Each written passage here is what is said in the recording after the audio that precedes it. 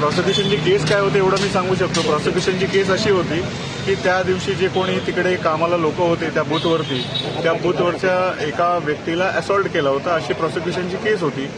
परंतु तशी काही घटना घडली असं आपण सांगू नाही शकत. प्रॉसिक्युशनचं असं म्हणणं होतं which the prosecution has failed eventually. So I believe की the matter has come to an end. आमदार रितेश एकंदरीत काय निकाल आलाय? नाही, जे प्रॉसिक्युशनची केस होती त्या दिवशी जी घटना घडली त्या संदर्भात प्रॉसिक्युशनने सगळे एव्हिडन्स विटनेसेस दिले. After going through the evidence the court has come to a conclusion that the prosecution has failed to prove the case आणि म्हणून सर्व आरोपींची निर्दोष मुक्तता करण्यात आलेली आहे. ती घटना होती ती आपल्या सगळ्यांना माहिती आहे की काही लोकांवरती असॉल्ट झाला होता आणि त्या असॉल्ट करण्यामध्ये नितेश राणे आणि त्यांचे सहकारी होते अशी प्रॉसिक्युशनची केस होती. परंतु प्रॉसिक्युशननी जो काही एव्हिडन्स दिला in that evidence prosecution was not able to prove that Nitesh Rane or anybody along with him very involved in such a incident.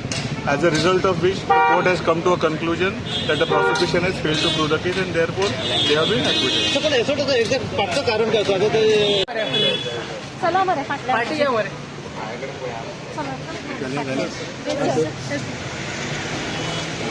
आदरणीय कोर्टचा मी मनापासून आभार मानेन की आम्हाला सगळ्यांना त्यांनी ॲक्विट केलेलं आहे आणि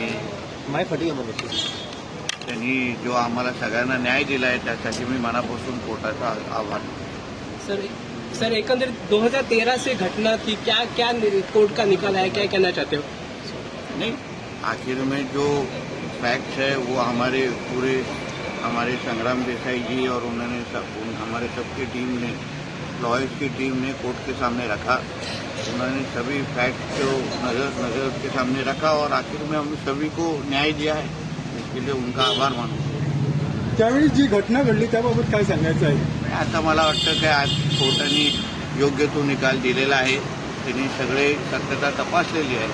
मला वाटतं आता त्याच्याबरोबर बद्दल परत बोलणं उचित नाही. Thank you sir. Excuse me, sir. So you'll brief us later.